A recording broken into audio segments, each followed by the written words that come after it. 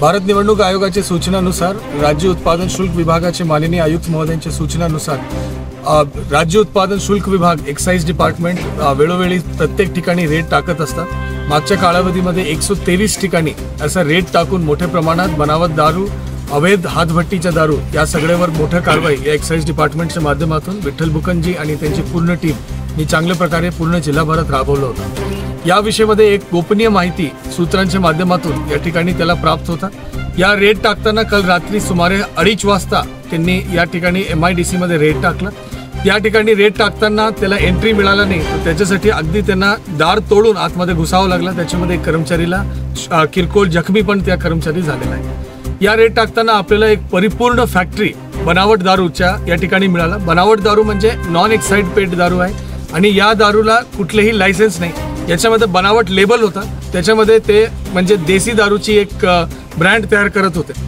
जो तयार मुद्दामाल आहे त्याचा जो व्हॅल्युएशन काढण्यात आलेला आहे, प्राथमिक व्हॅल्युएशन काढण्यात आलेला आहे, ते जवळपास 50,59,000 रुपयाचं व्हॅल्युएशन आहे। आणि जो या ठिकाणी रिकामी बॉटल्स, जो प्लास्टिकचे बॉटल्स, त्याचे कॅप्स, त्याच्यामध्ये स्टिकर्स आणि रॉ मटेरियल, त्याबरोबर काय रेडी दारू, या सगळ्याचे यदि आपण हिशोब काढला तर त्याच्या व्हॅल्युएशन आणखी पुढे जाणार आहे, जो संभाव्य व्हॅल्युएशन मध्ये येणार। याच्याशिवाय या ठिकाणी काय औषध पण मिळालेले आहे। हे बेसिकली आयुर्वेदिक औषध, जो शक्ती वाढसाठी जो औषध वापर होतो, याच प्रकारचे औषध मिळालेलं आहे। या सगळ्यांच्या म्हणजे वापर करण्याचे हेतू जो प्रथमदर्शनी दिसून येत आहे ते निवडणूक प्रक्रियामध्ये काय प्रकारचा अडथळा निर्माण करण्यासाठी दिसून येत आहे।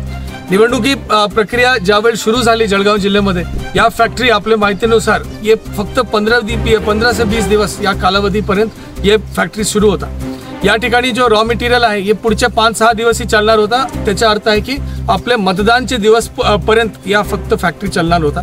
म्हणजे थोडक्यात प्रथमदर्शनी असं दिसून येत आहे, याची अजून चौकशी होईल, परंतु प्रथमदर्शनी दिसून येत आहे की निवडणुकीच्या हेतूमध्ये या पूर्ण फॅक्टरी चालवण्याचा प्रयत्न या ठिकाणी करण्यात आलेला आहे। मी या ठिकाणी जो आपले राज्य उत्पादन शुल्क विभागाचे अधिकारी ज्यांनी व्यवस्थित प्लॅनिंग करून, सर्वेलन्स करून याच्यावर लक्ष ठेवून आणि योग्य वेळेमध्ये त्यांनी या ठिकाणी रेड टाकला। त्याच्यामध्ये जो काही कामगार या ठिकाणी सापडलेले आहे ते धुळे जिल्हा, जळगावचे काय भाग आणि अगदी पुणे जिल्हापर्यंतचे काही कामगार या ठिकाणी आपल्याला त्यांना अटक करण्यात आलेली आहे। आपली 2 ट्रक ऑलरेडी आपण सामान पाठवलेलं आहे, आणखी पुढच्या काम मशिनरी जप्ती वगैरेचं काम या ठिकाणी चालू आहे। या अत्यंत चांगला काम, व्यवस्थित प्लॅनिंग आणि व्यवस्थित नियोजन केल्याबद्दल मी विठ्ठल बुखानजी आणि आपले राज्य उत्पादन शुल्क विभाग, एक्साईज विभागाचे सन्मान्य अधीक्षक महोदय आणि त्यांची पूर्ण टीमला मी खूप खूप अभिनंदन करतो। आणि या मोठ्या प्रमाणात जप्ती केल्याबद्दल आणि यामध्ये वेळेवर याच्या म्हणजे सुरू होऊन अगदी काही दिवस झाला होता, वेळेवर याच्या त्यांनी जप्ती केल्याबद्दल त्यांना अभिनंदन करतो। यापासून बाहेर पडलेले जो काय माल असेल त्याला लवकरात लवकर आणखी जप्ती दुकानामधून होणार पाहिजे। ज्या ठिकाणी कोई वाटप करत असेल म्हणजे निवडणूक प्रक्रिया प्रचारामध्ये त्याच्यामधून होणार पाहिजे। याच्यासाठी पुढील नियोजन पोलीस विभाग आणि राज्य उत्पादन शुल्क विभाग एकत्रितपणे करणार आहे आणि या एक सक्सेस जो आपल्याला आज प्राप्त झालेला आहे त्याच्याबद्दल त्याला अभिनंदन करतो। काही मूळ मालकाचं नाव वगैरे